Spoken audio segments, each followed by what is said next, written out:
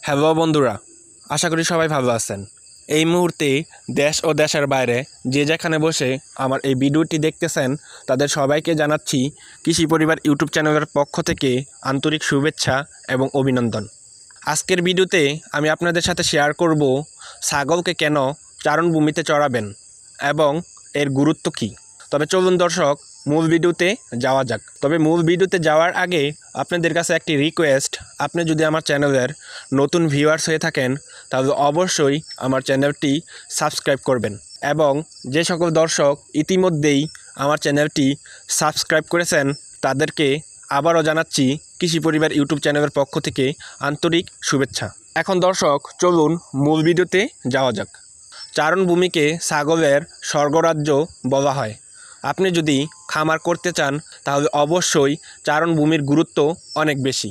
কেননা ছাগলকে যদি চারণভূমিতে চড়ানো হয় তাহলে দেখা যায় ছাগলের অসুখ বিসুখ অনেকাংশেই কমে যায় এবং ছাগলগুলো সুস্থ থাকে। তাছাড়া চারণভূমিতে ছাগলগুলো যখন চড়ানো হয় তখন ছাগলগুলো তাদের ইচ্ছা মতো ঘাস খেতে পারে। আপনি যদি ছাগলকে চারণভূমিতে না চড়ান দেখা যাবে এক ধরনের ঘাস আপনি সব ছাগলের সামনে দিবেন, কিন্তু যখন ছাগলগুলো চারণভূমিতে চড়ানো হবে তখন এই চারণভূমিতে অনেক প্রকার ঘাস থাকে।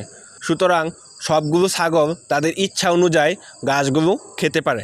তাছাড়া ছাগলকে যদি চারণভূমিতে চড়ানো হয় দেখা যাবে আপনার দানাদার খাদ্যের পরিমাণ অনেকাংশেই কম লাগবে।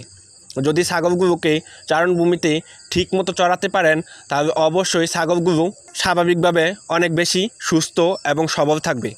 আপনারা সাধারণত ছাগলগুলোকে বিকালবেলায় চারণভূমিতে চড়াবেন। তাছাড়া আরও একটি বিষয় আপনারা খেয়াল রাখবেন, যখন ছাগলগুলোকে চারণভূমিতে চড়াবেন তখন আশেপাশের যেই ছাগলগুলো থাকবে সেই ছাগলগুলোর সাথে যেন মিশতে না পারে।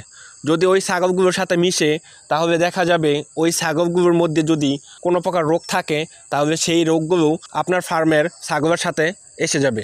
সেই ক্ষেত্রে আপনি প্রচুর পরিমাণ লসের সম্মুখীন হবেন এবং ছাগলগুলো মারাও যেতে পারে। তাছাড়া ছাগলগুলো চারণভূমিতে চড়ালে ছাগলের মধ্যে যেই একঘেয়েতা থাকে সেটি অনেকটা দূর হয়ে যাবে এবং ছাগলগুলো একটু হাঁটাচলা করতে পারবে। সেই ক্ষেত্রে ছাগলগুলো সুস্থ এবং স্বাভাবিক থাকবে। আপনার দানাদার খাবারের পরিমাণ কম লাগবে। যদি দানাদার খাবারের পরিমাণ কম লাগে সেই ক্ষেত্রে আপনার ছাগলগুলো পালন করার যেই খরচ সেই খরচ অনেকটাই কমে যাবে।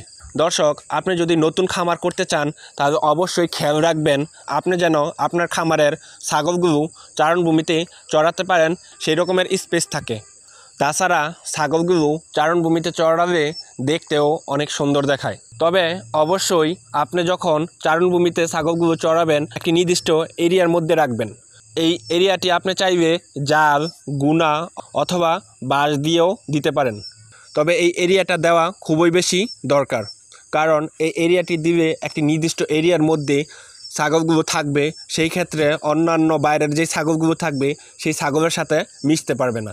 তো দর্শক, এই ছিল আমার আজকের ভিডিও।